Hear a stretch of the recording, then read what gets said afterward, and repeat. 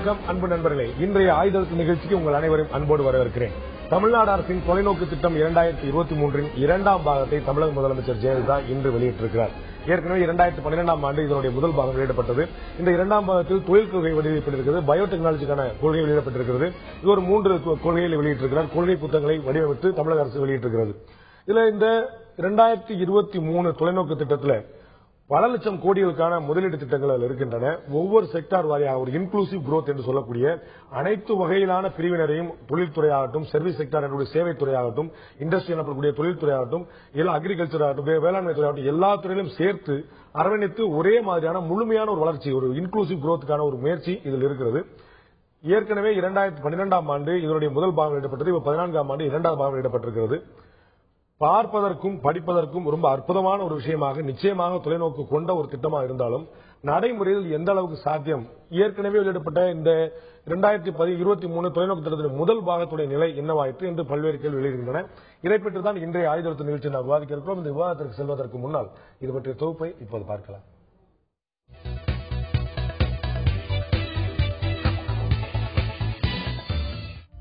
மூன்றாம் முறையாக தமிழக முதலமைச்சர் பதவி வகிக்கும் ஜெயலலிதா தமிழக வளர்ச்சிக்கு புதிய திட்டங்களை அறிமுகப்படுத்தி வருகிறார்.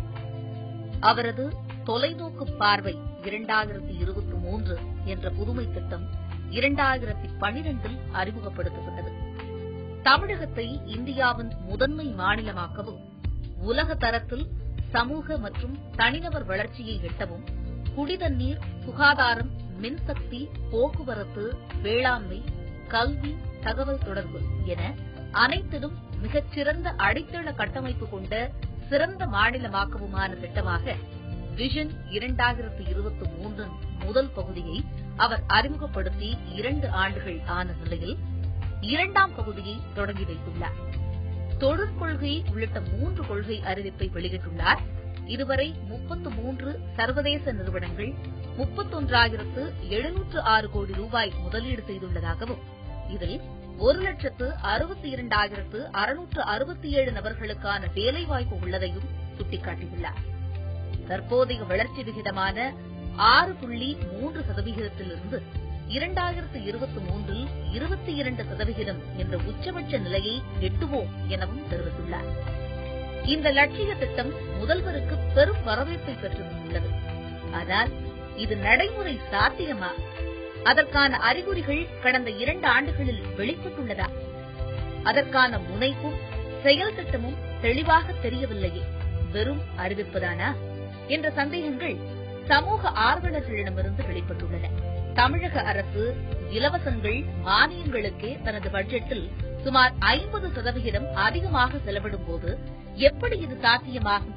போதாக்குறைக்கு அம்மா உணவகங்களில் ஆரம்பித்து இன்று அம்மா மருந்தகம், அம்மா திரையரங்கம் என கவர்ச்சி திட்டங்கள் தான் அதிகமாகிக் கொண்டுள்ளன. தமிழகத்தின் சமூக பொருளாதார வளர்ச்சியை சாத்தியப்படுத்தும் அடிப்படை கட்டமைப்புகளை பலப்படுத்தி முதலீடுகள் செய்யாமல் விஷன் 2023 என்பது விழலுக்கு இறைத்த நீராகாதா என்கிறார்கள் பொருளாதார வல்லுநர்கள். அம்மா நிச்சயம் சாதிப்பார். அதற்கான நிர்வாக திறமை, ஆளுமை திறன் அனைத்தும் அவருக்குண்டு. சமூக நல திட்டங்களை கவர்ச்சி திட்டங்களாக பார்க்கக்கூடாது என்கிறார்கள் ஆளும் தரப்பினர். விஷன் 2023 சாதிக்கும் அறிவிப்புகளா, சாகச அறிவிப்புகளா?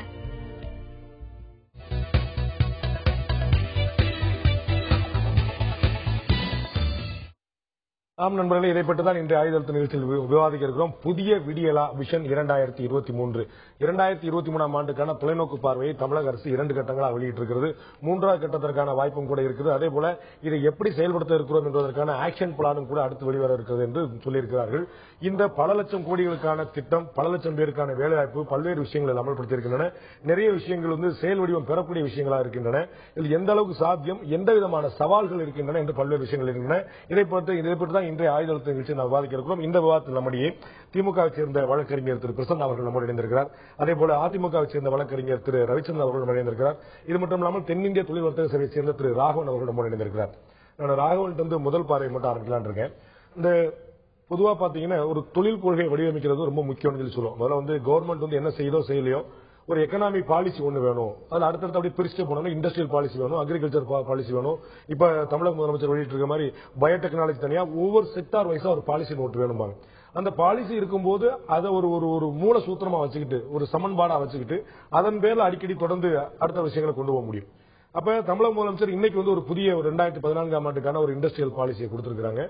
அதே போக ஒரு விஷன் 2023 அப்படிங்கிற ஒரு அறிவிப்பு வெளியிட்ட உடனே 2012ல ஒரு இண்டஸ்ட்ரி மத்தியில வந்து ஒரு சின்ன ஒரு வைப்ரேஷன் இருந்தது. வெரி குட், ஒரு போக்கஸ்டா போக ஆரம்பிச்சிடும் போல தெரியுது அப்படின்னு. 2012க்கும் 14க்கும் இடையில அந்த நம்பிக்கை கீற்றுகள் தொழில்துறையினருக்கு இன்னும் இருக்கிறதா? இந்த இரண்டாம் கட்ட விஷன் 2023 வெளியிட்ட பிறகு உங்களுடைய பார்வை எப்படி இருக்கு?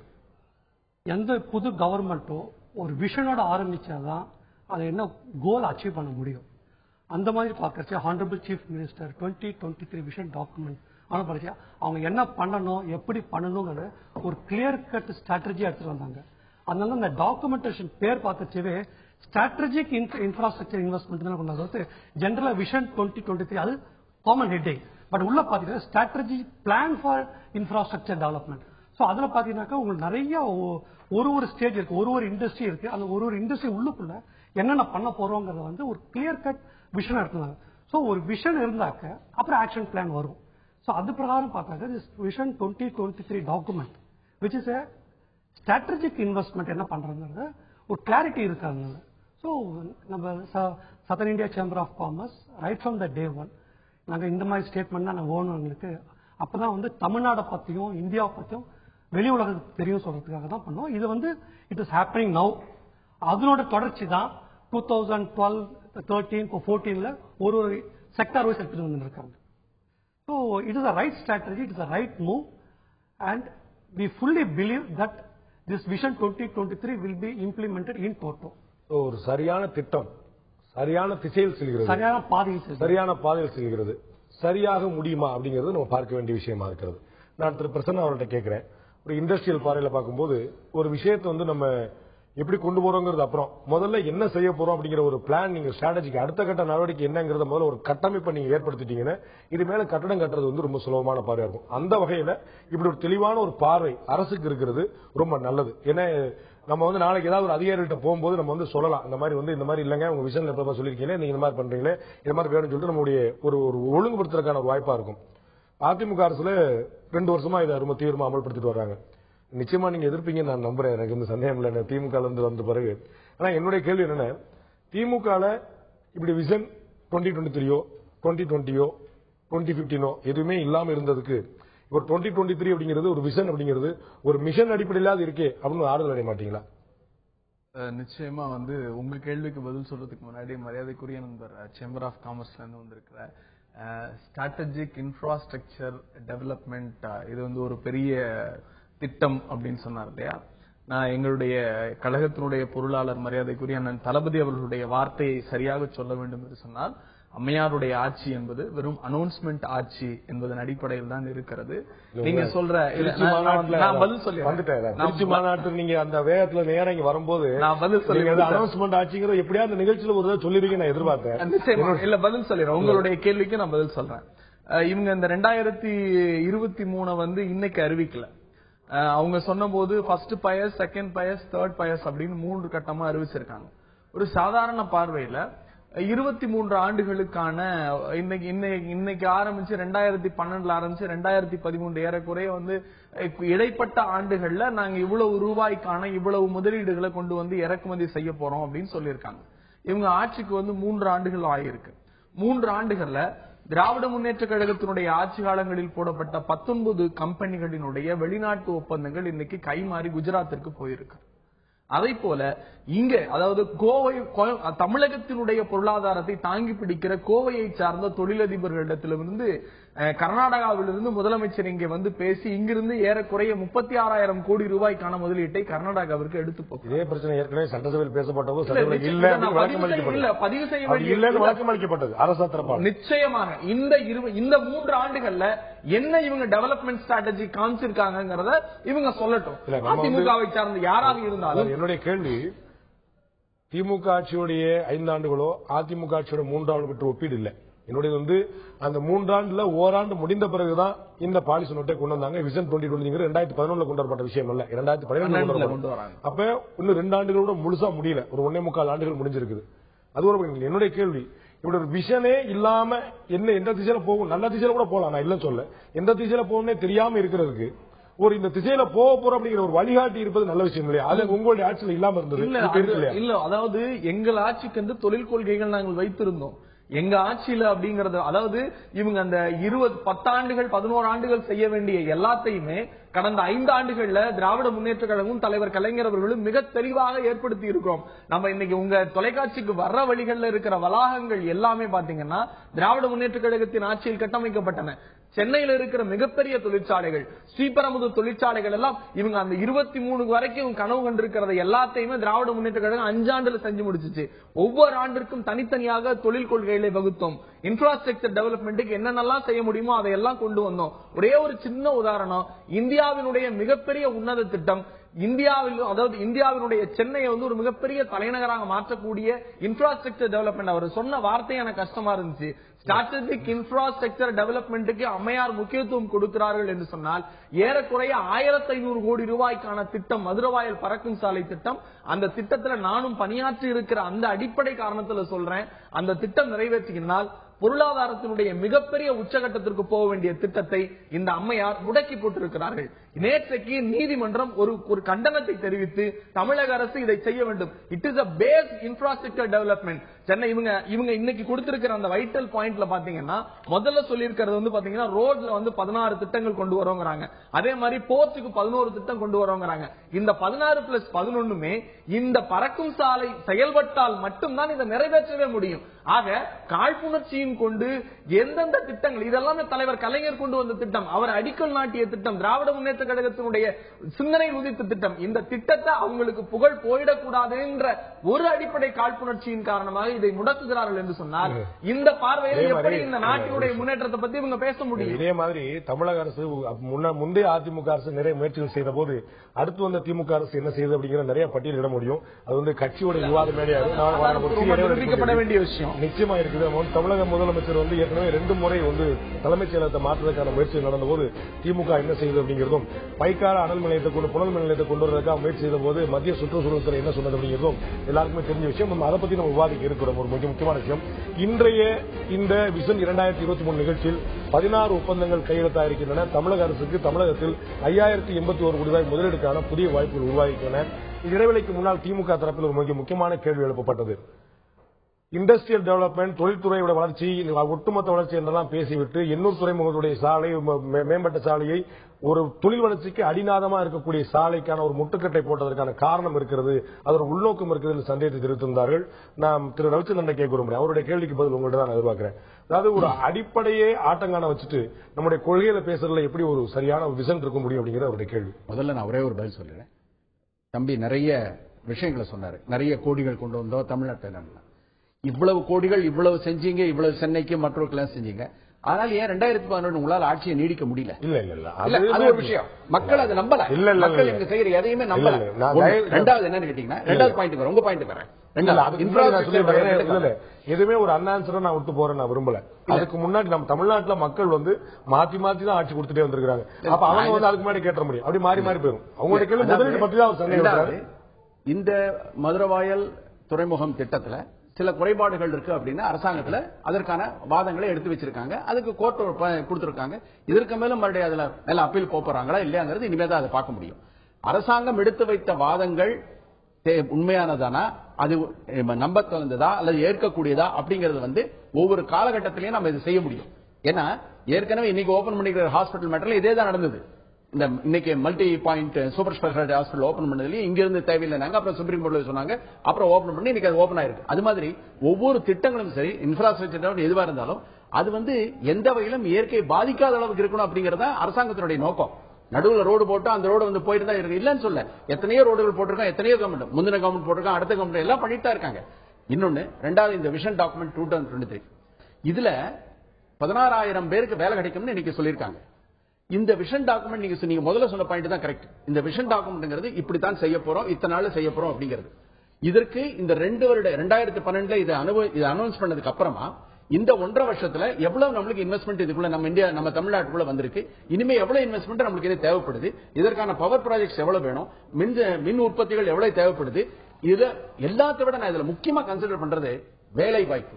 553 இன்ஜினியரிங் காலேஜ் தமிழ்நாட்டில் இருக்கு. கிட்டத்தட்ட 1.5 லட்சம் இளைஞர்கள் ஒவ்வொரு வருஷம் இன்ஜினியரிங் படிச்சுட்டு வெளியில வர்றான். இவங்க எல்லாருமே ஃபாரின் போய் போறது இல்ல, மத்த கம்ப்யூட்டர் கம்பெனி வேலை செய்யறது. இவர்களுக்கான ஒரு வேலை வாய்ப்பை இம்மிடியேட்டா உருவாக்கியாக வேண்டிய ஒரு கட்டாயத்தில் இந்த அரசாங்கம் இருக்கிறது. அந்த ஒரு காரணத்தினால தான் இவ்வளவு இன்வெஸ்ட்மெண்ட் கொண்டு வரது காரணம், இத்தனை இதுவும் பண்றது காரணம். இது எல்லாத்தையும் விட ஒரு பாயிண்ட் நம்ம முக்கியமா தெரிஞ்சுக்கணும்.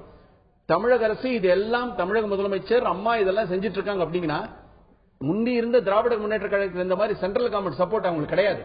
அந்த கவர்மெண்ட் போன கவர்மெண்ட்டுக்கு எக்கச்சக்கமான சப்போர்ட் சென்ட்ரல் கவர்மெண்ட் இருந்தது. எந்த ஸ்கீம் கேட்டாலும் அங்கிருந்து கிடைக்கும். இது எதுவுமே இல்லாமல் தமிழக அரசும் தமிழக முதலமைச்சர் அவர்களும் இத்தனை திட்டங்களை இங்க கொண்டு வராங்க. எல்லாம் நடந்துட்டு தான் இருக்கு. இன்னைக்கு நம்ம எல்லா விஷயம் எல்லா இண்டஸ்ட்ரியில இருந்து இவங்க சேம்பர் ஆஃப் காமர்ஸ் இருந்து எல்லாரும் வந்து இன்னைக்கு பேசி சுதந்திரமா எல்லா காரியம் செஞ்சுதான் இருக்காங்க. எந்த விஷயத்துல எங்க தடைபட்டு இருக்கு? எல்லாம் நடந்துட்டு தான் இருக்கு. இந்த 2023 விஷன் டாக்குமெண்ட் அப்படிங்கிறது ஃபுல்ஃபில் ஆகிறதுக்கான ஒரு கோல். இந்த கோலை நோக்கி நம்ம போறோம். என்ன செய்யணும்? இதுல இத்தனை எம்ப்ளாய்மெண்ட், இத்தனை பேர், இத்தனை தொழிற்சாலைகள் வேணும், இத்தனை வளர்ச்சி, அமைதி, வளம்ங்கிறது ஒரு சைட்ல, இன்னொரு சைட்ல வந்து இண்டஸ்ட்ரியல் growth. இண்டஸ்ட்ரியல் growth இல்லாம அவங்களுக்கு தமிழ்நாட்டுடைய பாப்புலேஷனுக்கு வந்து இத்தனை இளைஞர்கள் இத்தனை பேர் படிச்சுட்டு வராங்க, 8-9 கோடி பேர் இருக்காங்கன்னா இவர்களோட வேலை வாய்ப்பை நம்ம எங்கிருந்து உருவாக்க முடியும்? ரெண்டாவது இன்னொன்னு சொல்லிடுறேன். தம்பி சொன்னாரு இந்த மாதிரி திருப்பூர்ல வந்து சித்தராமையா வந்து 36,000 கோடின்னு. நான் ஒரே ஒரு கேள்வி கேட்கிறேன். திமுக ஆட்சியில் வந்து நரேந்திர மோடி திருப்பூர்ல வந்து இன்வெஸ்ட்மெண்ட் எடுத்துட்டு போலியா? கோயம்புத்தூர் ஸ்பின்னிங் மில் அகமதாபாத் போலியா? அன்றைக்கு என்னாச்சு? மத்த மாநில முதல்வர்கள் எல்லா மாநிலமும் நம்ம போய் மத்த மாநிலம் பாம்பேல வந்து நம்ம கவர்மெண்ட்ல நம்ம இன்வெஸ்ட்மெண்ட் இங்க வாங்க நம்ம கேட்கறது இல்லையா? எல்லாரும் எல்லா ஸ்டேட்ல கேட்கதான் செய்வாங்க. அது காரணம் வந்து அரசாங்கம் நம்ம சொல்ல முடியாது. அந்த கவர்மெண்ட் கொடுக்குற சில வசதிகளா இருக்கலாம். இதுதான் இந்த மாதிரி போன ஆட்சியிலும் நரேந்திர மோடி இதே மாதிரி திருப்பூர், எனக்கு தெரியும், பர்சனலா தெரியும் எத்தனை பேர் திருப்பூர் வந்து குஜராத்ல அகமதாபாத்ல போய் ஃபேக்டரி வச்சிருக்காங்க. இன்னைக்கு இந்த ஒப்பந்தம் போட்டக்கூடிய 16 ஒப்பந்தங்கள் முழுக்க முழுக்க தமிழ்நாட்டு ஒப்பந்தங்கள் மட்டுமே இல்ல, பிற மாநிலத்திலிருந்து ஒப்பந்தங்கள் வந்திருக்குன்னு சொல்றீங்க. இல்ல, பிற மாநில பிற நாடுகள் எல்லா இடங்கள்ல இருந்து ஒப்பந்தங்கள் இருக்கு. ஒப்பந்தங்கள் வரும்போது அது எல்லாத்தையும் நீங்க என்ன பார்க்கணும்? கன்சாலிடேட் நம்ம பார்க்க வேண்டியது நம்முடைய தமிழ்நாட்டை பொறுத்தவரையில் சென்னையிலும் சரி சுற்றுவட்டாரத்திலும் சரி இது எந்த விதமான ஒரு தொழில் அபிவிருத்தி இது கொண்டு வர போகிறது. நான் மெயினா எல்லாத்தை விட சார் எல்லாத்தையும் கடைசி நான் பாக்குறேன் மட்டும்தான் கொண்டு வர நீங்க நம்புறீங்க. நான் திரு ராகவன் கேட்க விரும்புறேன். இதுல வந்து தொழில்துறை சந்திக்கக்கூடிய மிக முக்கியமான பிரச்சனைகள் பாத்தீங்கன்னா, ஒரு இண்டஸ்ட்ரி துவங்கணும் அப்படின்னா அதுக்கு அனுமதி வாங்குறதுக்கு அவங்க எத்தனை படி ஏற வேண்டியிருக்கு அப்படிங்கிறது ஒரு மிக முக்கியமான பிரச்சனை. ஆனா இந்த இண்டஸ்ட்ரியல் பாலிசில அவங்க சொல்லியிருக்காங்க, நாங்க வந்து ஏற்கனவே ஒரு சிங்கிள் விண்டோ சிஸ்டத்தை நாங்க அமல்படுத்தி செயல்படுத்திட்டு இருக்கோம். அந்த சிங்கிள் விண்டோ சிஸ்டம் எப்படி செயல்பட்டு இருக்கு? இதற்கு முன்னால் இந்த சிஸ்டம் தமிழ்நாட்டில் இருந்ததா? சிங்கிள் விண்டோ சிஸ்டம் இப்போ உங்களுக்கு இந்த நியூ கான்செப்ட், இந்த சிங்கிள் விண்டோ முன்னாடிலாம் வந்து 91ல இருந்து நியூ எக்கனாமிக் பாலிசி இந்த concept of single window system ஒரு ஸ்டேஜ்ல ஒரு இடத்துல வந்துட்டே இருந்தது. இப்போ வந்து எனி கவர்மெண்ட் இன்வெஸ்ட்மெண்ட் அட்ராக்ட் பண்ணணும்னாக்கா ஒரு டிபார்ட்மெண்ட்டுக்காக போயிட்டு வாங்க. So single window system concept வந்து just there is an agreement. So அந்த ஃபுல்ஃபில் பண்ணினாக்க government in principle we given approval ஒரு லெட்டர் கொடுப்பாங்க. அதுல வந்து இந்த சில டிபார்ட்மெண்டோட ப்ரொவிஷன்ஸ் அப்ரூவல் நீங்க வாங்கி ஆகணும். லைக் என்வாரன்மெண்ட் கிளியரன்ஸ், அதெல்லாம் வாங்கி அது ஒரு சப் சிஸ்டம் இருந்துட்டே தான் இருக்கும். ஸோ அது எல்லாருமே எல்லா கவர்மெண்ட்டுமே சிங்கிள் விண்டோ சிஸ்டம் கான்செப்ட் இருந்துதான் இருக்கு. இதுல என்ன ஸ்பெஷாலிட்டினாக்கா இப்போ பிரசன்ட் அறிவிப்புல பாத்தீங்கன்னாக்கா, so there is a board which the honorable chief minister is going to be the chairperson. So that is a very big initiative. அப்படி பார்த்தாக்கா ஆட்டோமேட்டிக்கா எல்லாமே நடத்தி ஆகணும் உங்களுக்கு.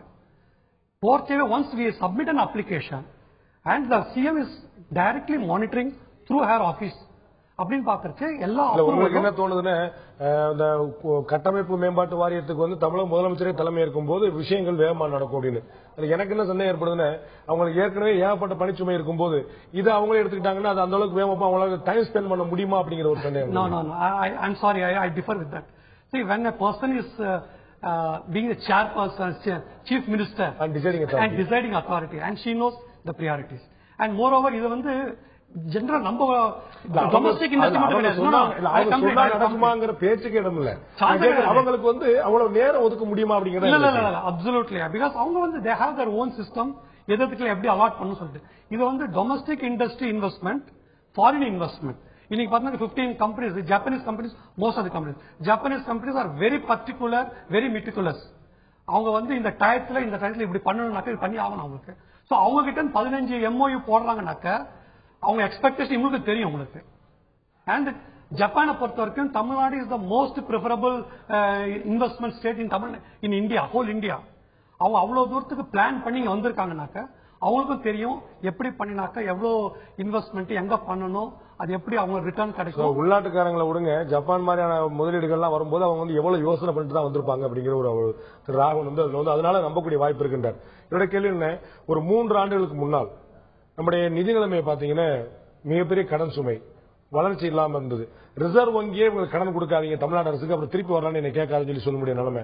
நபார்டு வந்து கடனை கொடுத்ததை நிறுத்தக்கூடிய நிலைமை, உலக வங்கி கடன் கொடுக்கற நிறுத்தக்கூடிய நிலைமை. இப்ப இண்டஸ்ட்ரியல் குரோத்துக்கு மட்டும் இல்லாம அடிப்படை கட்டமைப்புக்கே நம்ம வந்து சொந்தமா மத்திய அரசு ஆதரவு இல்லை அப்படிங்கிற ஒரு குற்றச்சாட்டு இருக்கிற நிலைமையில என்ன செய்யணும் தெரியாம முடிச்சிட்டு இருந்த நிலைமையில அதை தாண்டி அடுத்த கட்டத்துக்கு கொண்டு போகிறது ஒரு மிகப்பெரிய வளர்ச்சிக்குரிய விஷயம் இல்லையா? நீங்க சொல்ற மாதிரி வந்து அந்த நிதி பற்றாக்குறை அப்படிங்கறதெல்லாம் ஒரு மாயை தோற்றம் தான். நீங்க இவங்க அண்ணன் சொன்ன மாதிரி பாத்தீங்கன்னா அவங்க நீங்க கேட்ட கேள்விக்கு ஒரு தெளிவான பதிலே சொல்லல. இன்ஃப்ராஸ்ட்ரக்சர், பேசிக் இன்ஃப்ராஸ்ட்ரக்சர் டெவலப்மெண்ட்டுக்கு நீங்க தெளிவாயிட்டீங்க, மக்கள் தெளிவாகணும்ல. என்ன பேசிக் இன்ஃப்ராஸ்ட்ரக்சர் டெவலப்மெண்ட் அப்படி அதுதான் நான் பேசிக் இன்ஃப்ராஸ்ட்ரக்சர் டெவலப்மெண்ட்ல நான் ஒரு ஸ்ட்ராட்டஜிக் சொல்ல விரும்புறேன். இவங்க வந்து 2023 ஸ்ட்ராட்டஜி ஃபர்ஸ்ட் பயஸ் அனௌன்ஸ் பண்றப்போ ஒரு தனி மனிதனுடைய ஆண்டு வருமானம் குறைந்தபட்ச வருமானம் வந்து 73,726 ரூபாய் அப்படிங்கிறாங்க. அந்த ஆகும் இருக்கிறது 2023 ஒருவருடைய ஆண்டு வருமானம் 4.5 லட்சம் ரூபாய் ஆகும் அப்படிங்கிறாங்க. அவங்க சொல்லி இருக்கிற அந்த ஸ்ட்ராட்டஜி படி போனாலே 2.5 லட்சம் ரூபாய் தான் 2023 ஆண்டு வருமானம் வருது. ஆக பேசிக் பிரின்சிபல்லே இங்க பிரச்சனை இருக்கு. ரெண்டாவது, சமீபத்துல வந்து அப்ஜித் சிங் வந்து மத்திய நீங்க 2023 ரொம்ப சொல்லும் 10 ஆண்டு 11 ஆண்டுலே வச்சுக்குவோம். அதனுடைய அந்த மானிட்டரிங் அவங்க சொல்லி இருக்கிற அந்த ஸ்ட்ராட்டஜிக்கே தப்பா இருக்குன்னு தான் சொல்றேன். அந்த அறிக்கையே தப்பு. அதாவது இல்ல இது வந்து கொஞ்சம் புள்ளி விவரம் புரியறது கஷ்டமா இருக்கும். அவங்க என்ன சொல்றாங்கன்னா இந்த அறிக்கையின்படி 4.5 லட்சம் ரூபாய் வந்து அடிப்படை வருமானம் வரும் ஒரு வருடத்துல அப்படின்னு அவங்க சொல்றாங்க.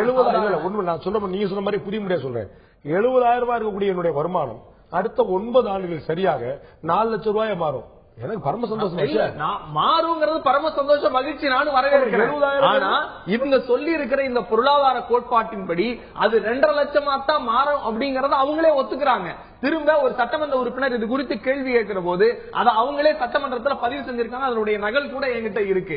ரெண்டாவது, இவங்களுடைய அப்ஜித் சிங் வந்து நம்முடைய திட்டக்குழுவினுடைய உறுப்பினர் என்ன சொல்றாரு அப்படின்னா, தொடர்ந்து நீங்க சொல்றீங்க இல்லையா இந்த 3 ஆண்டு காலம் அப்படின்னு சொல்லிட்டு 2011-12 ஏறக்குறைய 13.47% வளர்ச்சி திராவிட முன்னேற்ற கழகத்தினுடைய ஆட்சியில் இருந்திருக்கிறது. தொடர்ச்சியாக வளர்ச்சி தான் 7, 9 என்று 11, 12, 13 இப்படி தொடர்ச்சியாக இருந்து கொண்டு இன்றைக்கு இப்ப 6 மாசத்துக்கு முன்ன 3 மாசத்துக்கு முன்னாடி 4.47% வளர்ச்சி காண்பித்திருக்கிறார்கள் என்று சொன்னால் இன்றைக்கு எக்கனாமிக்ஸ் டைம்ஸ் எழுதுகிறது இவங்க 5% எட்டுறதே கஷ்டம் அப்படின்னு புள்ளி விவரங்கள் சொல்லுது. நான் என்ன சொல்ற மாதிரி 1.5 வருஷத்துல இந்த 3 வருஷத்துல இந்த திட்டத்தை கொண்டு வந்து இதனுடைய டெவலப்மெண்ட் என்னன்னா 19 மல்டிநேஷனல் கம்பெனிஸ் இங்க இருந்து வெளியில போயிருக்கான். அவன் சொல்ற ஒரே ஒரு காரணம், எங்களுக்கான மின்சாரம் இல்ல, எங்களுக்கான தேவையான வசதிகளை செஞ்சு கொடுக்க முடியல, நாங்க ஈஸியா மினிஸ்ட்ரியை வந்து நாங்க அணுக முடியல. இந்த 3 காரணங்களை கண்ணீர் விட்டு எக்கனாமிக்ஸ் டைம்ஸ்லாம் இன்டர்வியூ கொடுத்த நான் பல தொழிலதிபர்களை என்னால காட்ட முடியும். நீங்க இன்னைக்கு ஜப்பான் சொல்றீங்க இல்லையா,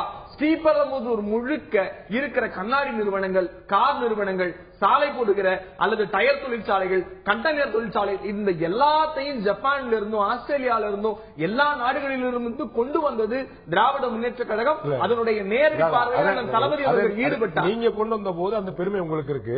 அதே மாதிரி இந்த அரசுலயும் வந்து அது மாதிரி முதல்ல வருதுன்னா அதை நீங்க ஏத்துக்க மாட்டீங்க. தயவு செஞ்சு அதை மாறுபடுறேன், நான் ஏத்துக்க மாட்டோம் சொல்றேன்.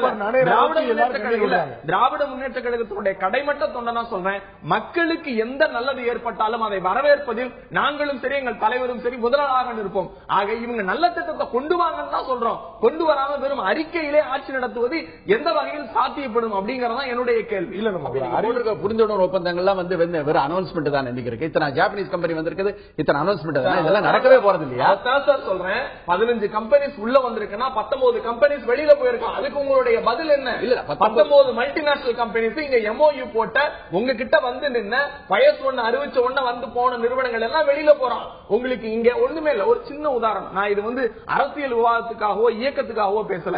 7 மின் திட்டங்களை திராவிட முன்னேற்ற கழகம் கொண்டு வந்துச்சு. அந்த 7 மின் திட்டங்களின் மூலம் தொடர்ந்து அதை செயல்படுத்தி இருந்தாலே தமிழக மின்மிகை மாநிலமாக மாற்றி இருக்க முடியும். அதை போல தொழிலக வளர்ச்சிக்கு மிக முக்கிய மின்சாரம் இல்ல. ஒரு நிமிஷம், திமுக அரசு கொண்டு வந்த மின் திட்டங்களை தமிழக அதிமுக அரசு நிறுத்திருச்சா?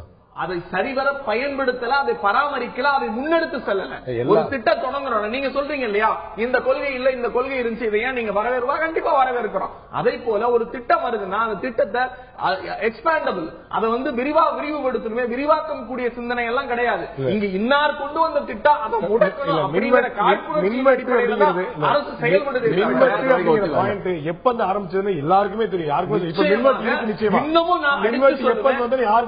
எல்லாருக்குமே தெரியும். இன்னமும் அடிச்சு சொல்லுவேன், திராவிட முன்னேற்ற கழகம் அவ்வளவு எலக்ட்ரிசிட்டி கிரைசிஸ்ல இருந்தப்பையும் கூட 2 மணி நேரம் தான் நாங்க மின்சாரத்தை நிப்பாட்டோம். அதனுடைய தொடர்ச்சியாக அதற்கு தலைவர் கலைஞர் இந்த 2 மணி நேரம் மின்சாரம் நிற்கப்படுதா, அது தொடர்ச்சியா அதை எப்படி சரி செய்யணும்னு செயல்பாட்டு இருந்தா 7 மின் திட்டங்களை கொண்டு வந்தோம். ஆனா இன்னைக்கு நாங்க கொண்டு வந்த திட்டங்கள்ல எந்த ஒரு திட்டமாவது செயல்படுதா? நேற்று வல்லூர்ல கன்வேயர் டயர் பெல்ட் அருந்து போச்சு.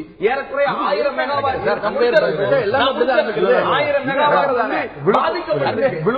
விழுப்புரம் ஹைவேஸ்ல ஒரு 4 ஆக்சிடென்ட் ஆகி போச்சு. அதிமுக அரசுடைய வீழ்ச்சி இது. நிச்சயமா கன்வேயர் பெல்ட் எரியறது. விழுப்புரம் சாலையில 4 ஆக்சிடென்ட்னா கூட அந்த சாலையை ஒழுங்கா பராமரிக்க வேண்டியது அரசினுடைய கடமை. சாலையை ஒழுங்கா அரசு பராமரிக்கிறா திமுக ஆட்சி 5 வருஷம் திமுக ஆட்சியில் எதுவுமே நடக்கலையா? இந்த வாதத்துல லாஜிக் இருக்கா நீங்க தான் உடம்பு. ஆனா இதுல ஒரு அடிப்படையான ஒரு பாயிண்ட் நான் எடுத்துட்டு போக விரும்புறேன், திரு ராகவன் கொண்டு போக விரும்புறேன். அவர் சொன்ன ஒரு விஷயம் பாத்தீங்கன்னா, ஒரு மின்வெட்டு அப்படிங்கிறது ஒரு மிகப்பெரிய கிரைஸ். ஒரு பிசினஸ் நடக்கும், அது சர்வீஸ் செக்டாரோ இண்டஸ்ட்ரியோ அல்லது அக்ரிகல்ச்சரோ எந்த துறையா இருந்தாலும் சரி, மின்சாரம் இல்லாம அடுத்த கட்டத்தை நீங்க கொண்டு போக முடியாது. இந்த மின்வெட்டு பிரச்சனை 3 மாதங்கள்ல தீரும் அப்படின்னு முதலமைச்சர் ஒரு கடுமையான ஒரு நம்பிக்கை இருந்தாங்க. 3 ஆண்டுகள் முடிவாயிருச்சு. திமுக மாதிரி எதிர்கட்சிகள் கேள்வி எழுப்புறாங்க. இந்த இண்டஸ்ட்ரியல் அரசியல் கட்சிகள் விட்டுருங்க, அதிமுக திமுக, உங்களுக்கு அந்த ஹோப், அந்த ஃபெய்த் இது வந்துடக்கூடிய வாய்ப்பு இருக்கு அப்படின்னு ஒரு எஸ்டிமேஷன், ஒரு 2 வருஷத்துல சரியாயிரும், 3 வருஷத்துல சரியாயிரும், இல்ல 2 மாசத்துல சரியாயிரும் அப்படி நம்பிக்கை உங்களுக்கு என்ன மாதிரி இருக்கு? இல்ல, ஃபர்ஸ்ட் இந்த we are not the political let it be whether DMK or Anna DMK or what, we are not we want a good governance, good administration, benefit industry, yara right. The honorable chief minister avanga idu edukache first 100 days la we will try to solve the problem solliட்டு போறாங்க. When they saw the magnitude of the problem, in fact it was almost in a different shape, which I don't want to go again into that. But over stage, because we know what has happened inside, which I don't want to disclose. We know what has happened. Over stage, she has tried her level best to clean up the system.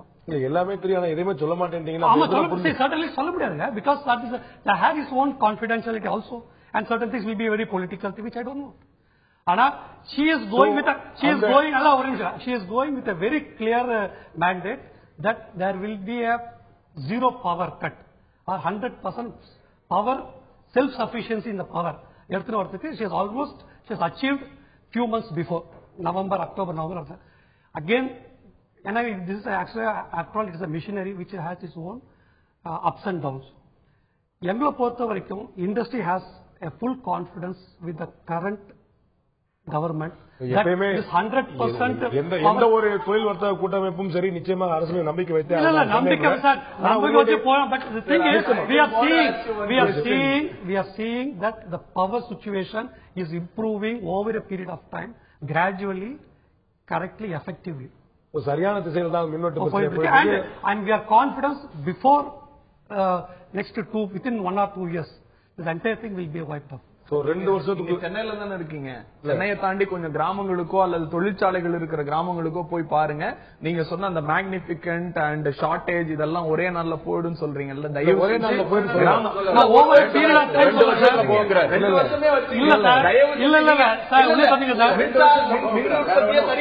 எங்களுக்கு எந்த வித மாற்றமும் காண ஒரு வார்த்தை சொன்னீங்க இல்லையா, சரியான இந்த திட்டங்களை எல்லாம் நிறைவேற்றினால் மட்டும்தான். இன்னமும் ஒண்ணு இல்ல, இங்க சொல்லி இருக்கிற அந்த எனர்ஜி, அவங்க சொல்லி இருக்கிற இன்னைக்கு கொடுத்திருக்கிற எனர்ஜி ரிப்போர்ட்ல 33 எனர்ஜி ப்ராஜெக்ட் போட்டிருக்காங்க. 33 எனர்ஜி ப்ராஜெக்ட் எங்க செய்ய போறாங்க, என்னென்ன பேசிக் இன்ஃப்ராஸ்ட்ரக்சர் செஞ்சிருக்காங்கன்னு ஒரு வரி அதுல சொல்லிருக்காங்களான்னு பாருங்க நீங்க. சார் இது சொல்லிருக்காங்களே தவிர இன்னைக்கு அனௌன்ஸ்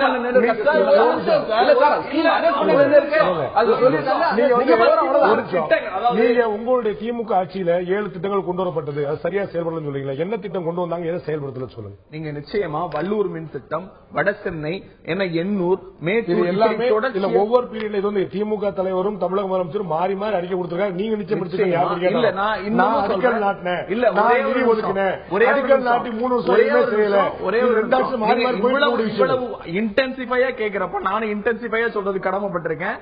இதே போல மேட்டூர், சென்னை, உடன்குடி, கூட்டுறவு சொசைட்டி, இப்படி தொடர்ச்சியா பாத்தீங்கன்னா மொத்தம் வந்து தலைவரோட அறிக்கையில நாங்க ஏற்படுத்தி இருக்கிற மின் திட்டங்களுடைய தொகுப்பு இது பதிவு செய்யப்பட்டது சட்டமன்ற குறிப்பிலே இருக்கிறது.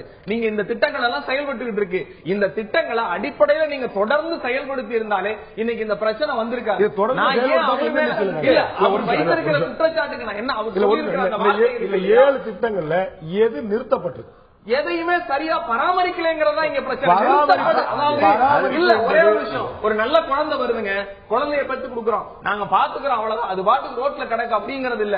அந்த குழந்தைக்கு சரியான வகையில பால் கொடுத்தா தான் அந்த குழந்தை வளரும். ஒரு திட்டம் கொண்டு வரோம்னா நீங்க இன்னைக்கு செம்மொழி பூங்காவோ அண்ணா நூலகம் எப்படி இருக்குன்னு பாருங்க. ஒரு நல்ல குழந்தைய கொண்டு வந்து கொடுத்தோம், அதை எப்படி பால் கொடுத்திருக்காங்கிறது மக்களுடைய மனசாட்சிக்கு எல்லாமே தெரியும். அண்ணா நூலகம் இருக்கட்டும், செம்மொழி பூங்கா இருக்கட்டும், நீங்க சொல்லக்கூடிய மின் திட்டங்கள்ல பாதி வந்து குழந்தையா இல்ல, பயன்படுத்த குழந்தையா எல்லாருடைய கடைசி காலங்களை எண்ணிக்கொண்டிருக்கிற அப்படிங்கிற மின் திட்டங்கள் நல்லா இருக்கு. சரியா பயன்படுத்தாத கடைசி திட்டத்தில் அதோடைய வயசை தாண்டி 20 வருஷமா மேட்டூர் உட்பட பல திட்டங்கள் வந்து 20 வருஷமா 23 வருஷமா மேல போயிட்டு இருக்கு. நம்ம வந்து நிறைய பார்த்து ராம்நாத் ரவிச்சந்திரன் கேட்கிறோம். இடைவெளிக்கு முன்னாடி கேட்ட கேள்விதான்.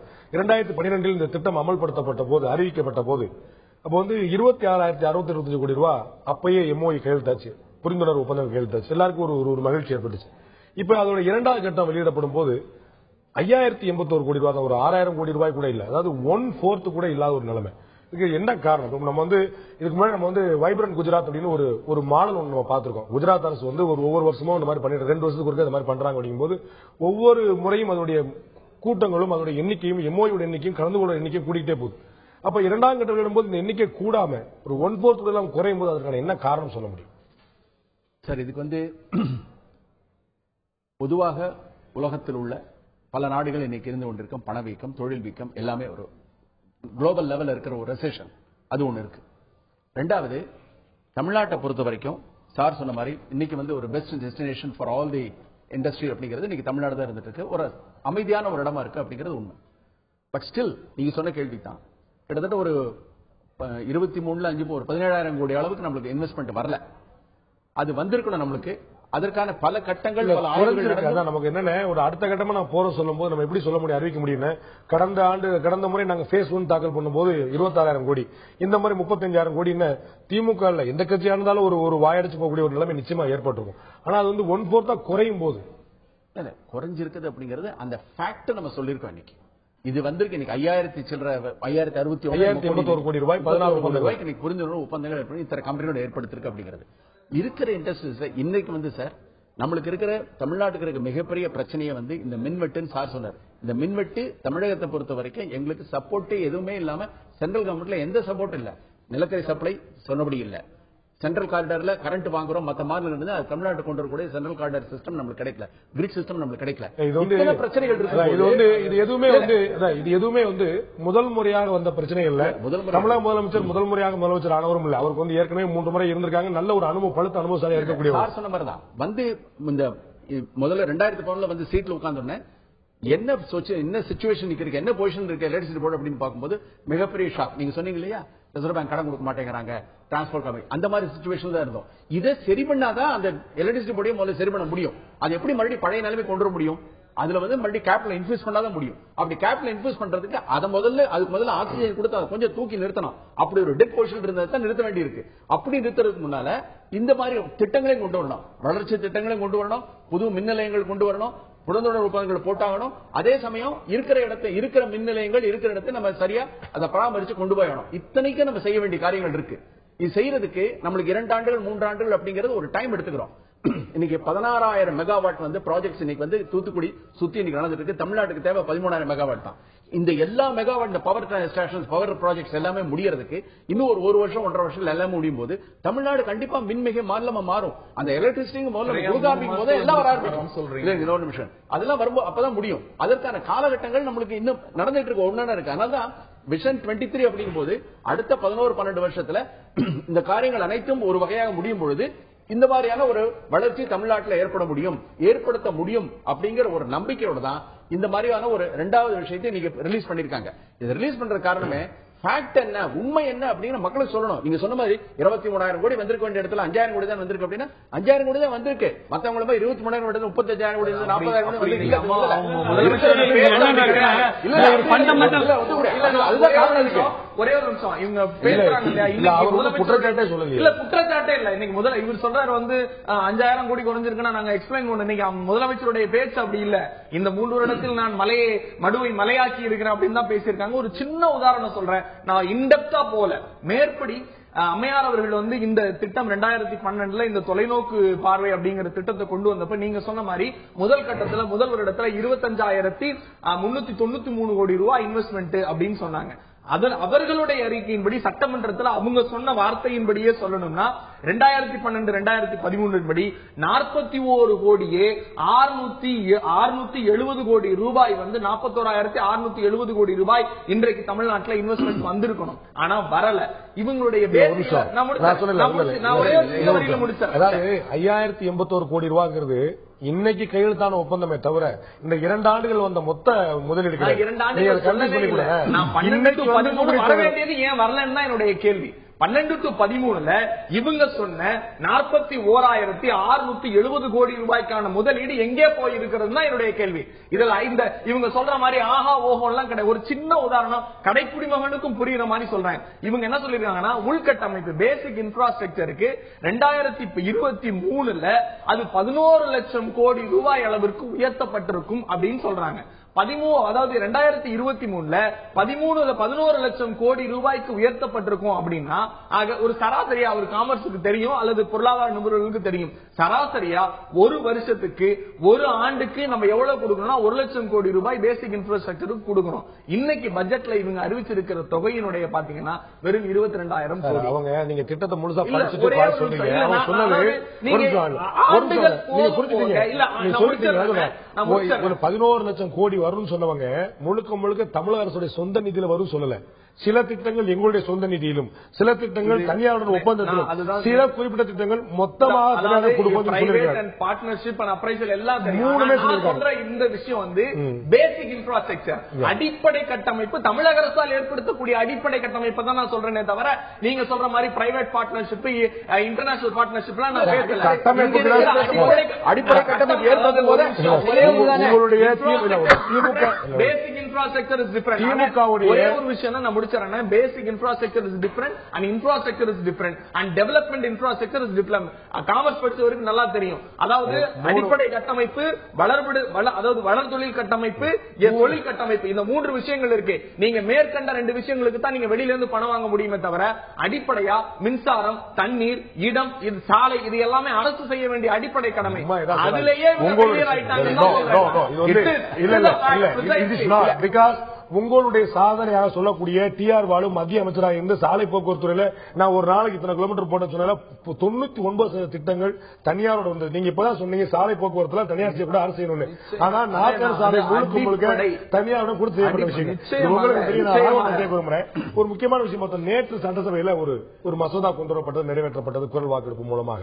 அதுல என்ன சொல்லியிருந்தாங்க அப்படின்னு, இந்த ஆதி திராவிட நலத்திட்டங்களுக்காக, தொழில் வளர்ச்சிக்காக, அரசுடைய தேவைகளுக்காக நிலம் கையகப்படுத்தும் போது மத்திய அரசு ஒரு சட்டம் கொண்டு வந்துச்சு, 4 மடங்கு கூடுதலாக விலை கொடுக்க வேண்டும் சொல்லிட்டு. இந்த ஓராண்டுக்கு அந்த 4 மடங்கு கூடுதல் விலை கொடுக்க வேண்டாம் அப்படின்னு ஒரு சட்டம் கொண்டு வந்திருக்காங்க.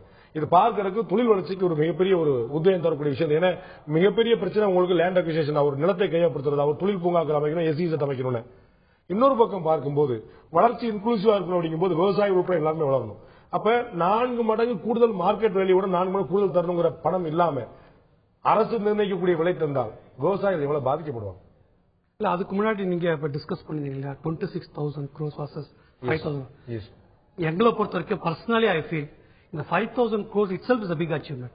ஏன்னாக்கா இன்னைக்கு இருக்கிற present economic situation, world economic situation and what we are facing now plus election round காரணம் எல்லா இண்டஸ்ட்ரியும் கொஞ்சம் திங்க் பண்ணவங்க இன்வெஸ்ட் பண்றதுக்கு.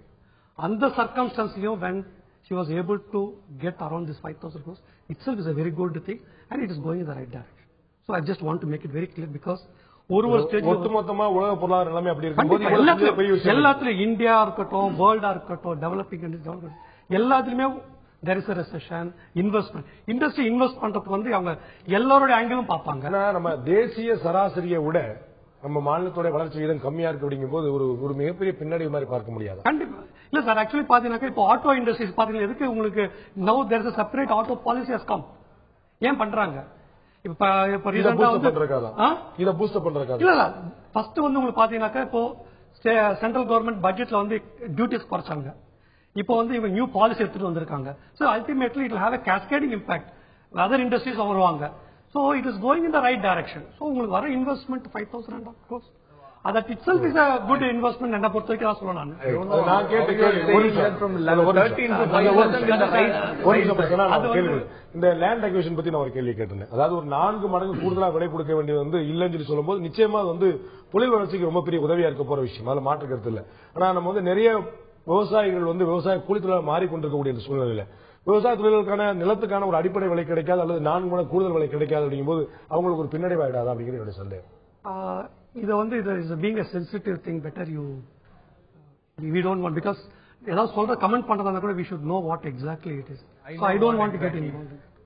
ரவிச்சந்திரன் ஏதாவது சொல்ல வர முடியல? நேற்று சட்டசபையில் கொண்டு வரப்பட்ட விஷயம் இல்ல, நான் அதை பத்தி நான் தெளிவா பார்க்கல என்னது. பட் ஒன் திங், இந்த 4 times அப்படிங்கிற சென்ட்ரல் கவர்மெண்ட் கொண்டு வந்தது அந்த ஃபோர்ஸபிள் அக்விசிஷன் இல்லாம வாலண்டரியா கொடுத்து இது பண்ணும்போது அந்த 4 times பண்ணணும் அப்படிங்கிறது ஒரு மேட்டர் சொல்லிருக்கேன். கைட்லைன் வேல்யூல 4 times அப்படிங்க, மார்க்கெட் வேல்யூல மார்க்கெட் வேல்யூ 4 times.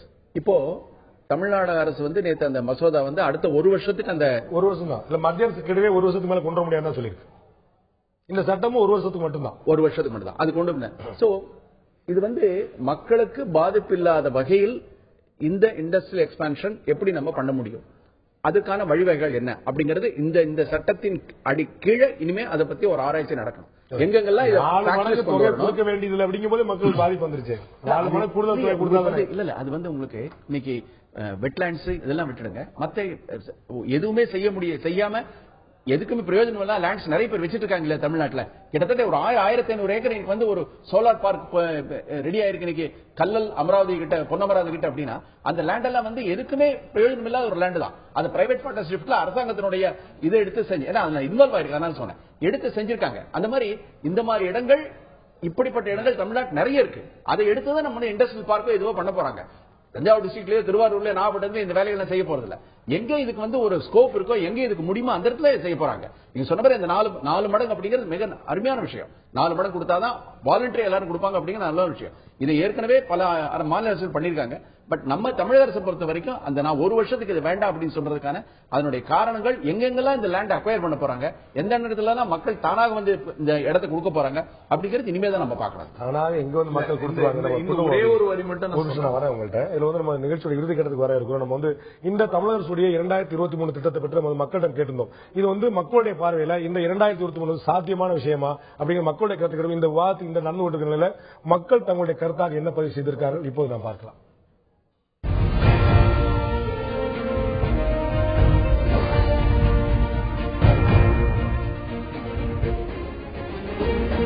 தமிழக அரசின் 2023 தொலைநோக்கு திட்டம் சாத்தியமா, கனவு கோட்டையா, தாமதமா என்று கேட்டபோது சாத்தியமே என்று 51% மக்களும், கனவு கோட்டை மட்டுமே என்று 42% மக்களும், இது தாமதமாகும் ஆனால் சாத்தியமாகும் என்று 7% மக்களும் தெரிவித்திருக்கிறார்கள். கிட்டத்தட்ட சரிபாதி அளவுக்கு தெரிந்திருக்கிறது. சாத்தியம்தான் என்று 51%, கனவு கோட்டை என்ற 42%, தாமதமாகும் என்று 7% மக்கள் தெரிவித்திருக்கிறார்கள்.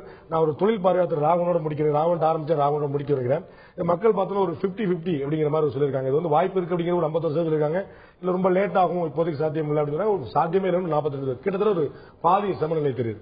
ஆனா உங்களுக்கு வந்து ஒரு மிகப்பெரிய நம்பிக்கை இருக்குது, வந்து சரியான டைரக்ஷன்ல போயிட்டு இருக்கு. இது சரியான திசையில தான் போகுது அப்படிங்கிறது வெகுஜனங்களுக்கு எப்ப வெளியில தெரிய ஆரம்பிக்கும்? உங்களுக்கு இண்டஸ்ட்ரியல் ப்ரொடக்ஷன் ஆரம்பிச்சு எம்ப்ளாய்மெண்ட் ஜெனரேட் பண்ணி வந்து எக்கானமி ஸ்டார்டட் க்ரோயிங், ஜனங்க வந்து புரிஞ்சுப்பாங்க. ஒரு குறிப்பிட்ட காலக்கெடு 3 வருஷம் 4 வருஷம் அது நம்ம we can't predict அந்த மாதிரி பண்ண. எனக்கு ஒரு இண்டஸ்ட்ரியோட இன்குபேஷன் எப்படி ஆரம்பிச்சு முடிச்சு சைக்கிள் இருக்கு. 2023க்கு மொத்தம் 9 வருஷம் தான் இருக்கு. அப்ப ஏதாவது ஒரு காலக்கெடு இருக்கணும் இல்லையா? அது வந்து ஒரு இண்டஸ்ட்ரி வைஸ் அது போடுவாங்க. அது இப்போ ஒரு கிராஃப் போட்டு ஒரு சில இண்டஸ்ட்ரீஸ்லாம் வந்து வேற த ஜஸ்டிஷன் பீரியட் கம்மியா இருக்காச்சு the result will be more. சில இப்போ R&D எல்லாம் இருக்கு, ரிசர்ச் எல்லாம் இருக்கு, research will take more time. அப்போ வந்து ரிசல்ட் வந்து கொஞ்சம் லேட் ஆகும். சோ ஒரு இண்டஸ்ட்ரி வைஸ் தான் உங்களுக்கு எடுக்க முடியாது. ஓவராலா நம்ம போட்டு நம்ம we can't be ஒரு அஸ்ட்ராலஜிக்கல் இது பண்ண முடியாது. ஒரு எந்த ஆரிடமும் சொல்லிவிட முடியாது அப்படிங்கிற முக்கியமான பார்வையா இருக்குது. ஆனால் தமிழக முதலமைச்சர் ஏற்கனவே மழைநீர் சேகரிப்பு திட்டம் உட்பட பல்வேறு திட்டங்களை சொன்ன விதமாக செய்து காட்டியிருக்கார். இந்த முறை அவருடைய ஒரு மிகப்பெரிய ஒரு கனவு திட்டமா இருக்கக்கூடிய இந்த 2023 திட்டம் எந்த வகையில் செயல்பட போகிறது மிக நிச்சயமாக 9 ஆண்டுகள் இருந்தாலும் கூட இந்த அடுத்து இந்த ஆட்சி இருக்கக்கூடிய இந்த 2 ஆண்டுகளிலே மிக நிச்சயமாக வெளியே தெரியக்கூடிய வாய்ப்பு இருக்கிறது. அப்போது மக்களுடைய பார்வை என்னவா இருக்கிறது, இது எவ்வளவு தூரம் சாத்தியமாக்க முடிந்திருக்கிறது என்பதை எல்லோருக்கும் தெரிந்ததும் 2 ஆண்டு நிகழ்வில் இந்த நிகழ்ச்சியில் கடந்து கொண்டு கருத்தளித்த திரு பிரசன்னா அவர்கள், திரு ரவிச்சந்திரன் அவர்கள், திரு ராகவன் அவர்கள் 3 பேருக்கு நன்றி. பார்த்த உங்களுக்கும் நன்றி நண்பர்களே. மீண்டும் இன்னொரு நிகழ்ச்சியை சந்திப்போம். அதுவரை நன்றி, வணக்கம்.